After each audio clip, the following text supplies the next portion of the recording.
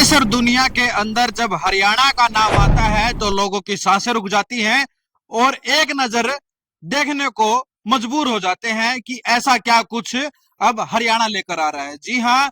और एक तरफ हरियाणा अपनी संस्कृति से पूरे देश और दुनिया में अपनी पहचान बनाए हुए है और दूसरी तरफ हम अपने आप उस पहचान को खोते हुए दिखाई देते हैं दिनों दिन। लेकिन अभी एक हमारे साथ एक हमारी बहन है जो कि हरियाणवी संस्कृति को आगे बढ़ाने का काम कर रही है।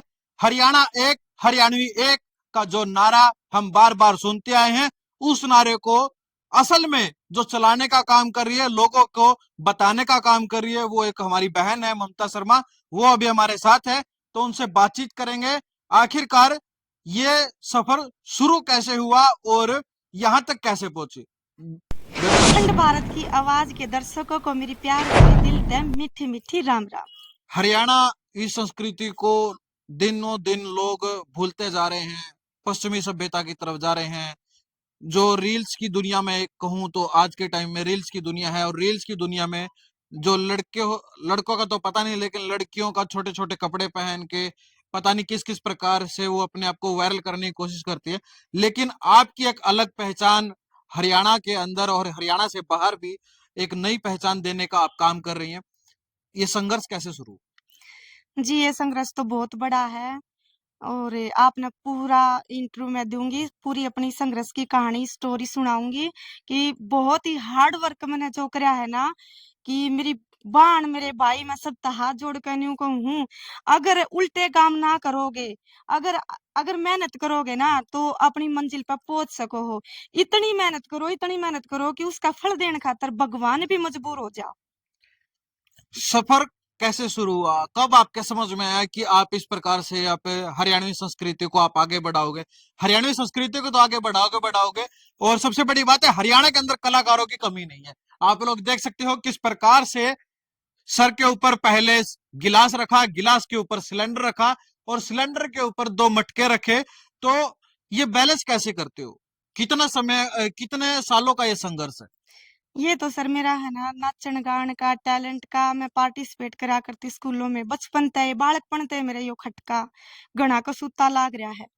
और सर मैं गरीब फैमिली में मतलब जन्म हुआ था मेरा, तो मेरे माँ बाप बहुत गरीब थे।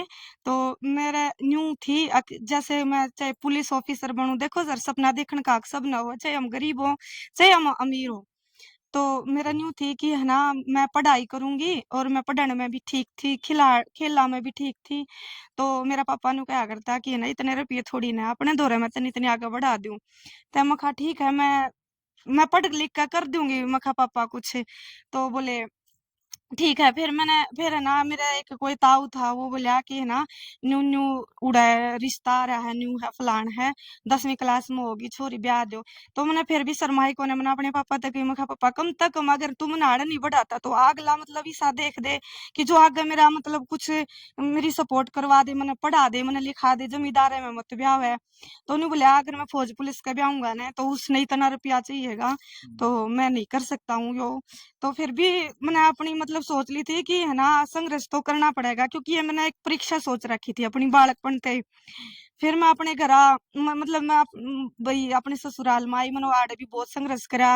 हस्बैंड मेरे बढ़िया मिले, लेकिन भाई जो वो कुछ नहीं थी, अपने खेती अच्छा बाड़ी न्यू कर ले। क्यों है जो कर जब ब्याह हो जाए नहीं, सास ससुर घर के बैर के कुणबे के समाज के लोग और इस प्रकार का कोई हम काम कर लाए कि भाई कोई इच्छा है और उस काम को करने की हम इच्छा जाहिर करें और करना शुरू करें, 70 डाल की परेशानियां।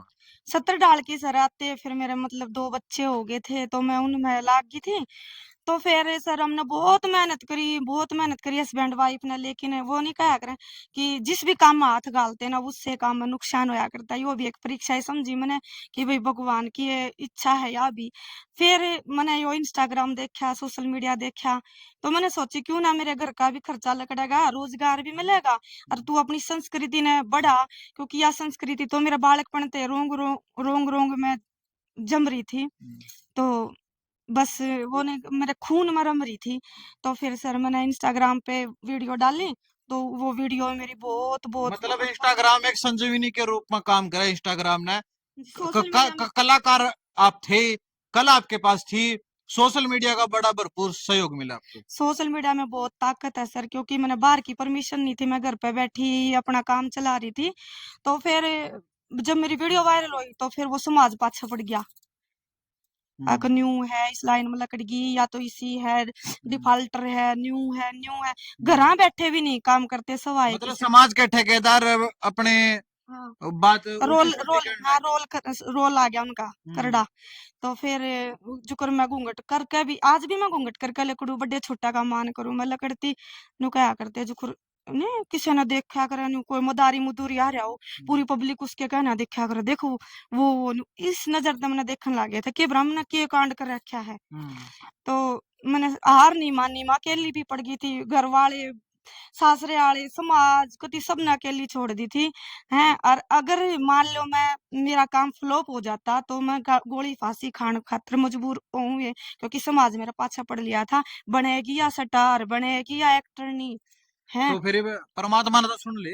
हाँ जी, और मेरी माता रानी ने मेरी इतनी पुकार सुनी, बहुत घनी पुकार सुनी। मैंने तो फिर अकेली हो के न, वो नहीं सर, जिस तरह बंदर अपने बच्चे ने ना आड़ लगाया करे, अगर वो छलांग मारेगा ना तो वो बच्चा पढ़ सके है।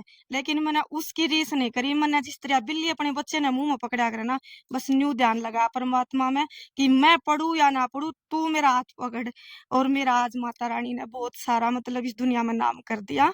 और मेरे भीतर में मैंने कोई अवगुण नहीं आने दिए, कदे मैंने किसी का बुरा नहीं करा। आज भी मैं सब हाथ जोड़ कर न्यू कहूँ, थारा भला हो, तब मेरा पाछा पड़े तो के मान थारे कटु वचन आते आज माड़े तक हूँ। एक लास्ट सवाल है, आप सोशल मीडिया पे तो आप वायरल हो रहे हो, साथ के साथ आप प्रोग्राम्स में भी जा रहे हो।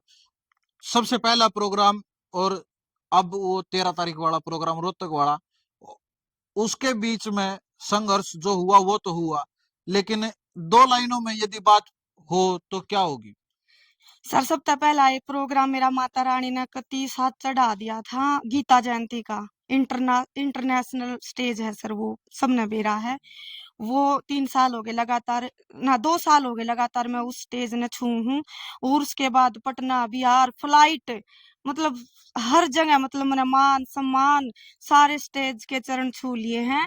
और साथ साथ में समाज का भी। मतलब पूरे देश में हरियाणवी संस्कृति का जलवा बिखेर दिया है। हाँ जी सर। और आज मैंने खुशी भी है, मैं ये नहीं कहती कि भाई मैंने मतलब रुपया नहीं मिला, रुपया के है, रुपया तो सब दो रहा हुआ है, लेकिन आज दो आदमी इज्जत जाने हैं, वो असली धन है मेरे दो रहे। कितना भी चली जाऊं, ममता है, कितना भी चली अच्छा, जाऊं। विदेशों में कब ये जलवा देखने को मिलेगा हरियाणवी संस्कृति का? हरियाणवी संस्कृति का डंका कब बजेगा? हरियाणवी लोगों के स्पोर्ट्स पर्सन है जो हमारे खेल वाले हैं, उन्होंने तो डंका बजा ही रखा है। जब हरियाणा का नाम आता है पूरी दुनिया में तो सभी की नजर एकदम टकाटक हो जाती है कि भाई अब कुछ स्पेशल होने वाला है। तो ये ममता शर्मा जब विदेशों में जाके हरियाणवी संस्कृति का कब जलवा बिखेरेगी? वो सर मेरा मतलब कागज लगे हुए हैं, वीजा वीजा तैयार होने लग रहा है, बस डेट नहीं आई है। डेट आते ही मैं इंस्टा पे मतलब वीडियो बना के बता दूंगी सबने। और बहुत जल्द ही मतलब यूके, अमेरिका में जान के चांस हो रहे हैं। तो मतलब अब देश के साथ साथ विदेशों में भी इसी प्रकार से ममता शर्मा का हरियाणवी संस्कृति का डंका बजेगा। हाँ जी, वो सर भगवान की वो है, दया है। और कुछ दर्शक हैं जो मेरे से इतने प्यार कर रहे हैं, फॉलो कर रहे हैं और प्यार दे रहे हैं, बस उन्हें की या मैं मानूं। तो अब आप लोग देख पा रहे हैं ममता शर्मा जो कि हरियाणवी संस्कृति को बढ़ावा देती हुई, क्योंकि दिनों दिन किस प्रकार से हम समाज में देखते हैं कि हम पश्चिमी सभ्यता की तरफ जाते हैं और अपनी संस्कृति को भूलते हुए नजर आते हैं। लेकिन एक तरफ जो संस्कृति को भुला रहे हैं, दूसरी तरफ ममता शर्मा है जो हरियाणवी संस्कृति को बढ़ावा देती हुई और लोगों को परिचित कराती हुई, लगभग देश के ऐसा कोई कोना नहीं होगा जहां पर इन्होंने कार्यक्रम नहीं किए। और अब विदेशों में भी अपना हरियाणवी संस्कृति का डंका बजाने के लिए तैयारी कर रही हैं। जब तक आप इस वीडियो को शेयर कीजिएगा, अगली वीडियो तक मैं आप लोगों के सामने फिर से आऊंगा। मैं मनीष कुमार, अखंड भारत की आवाज।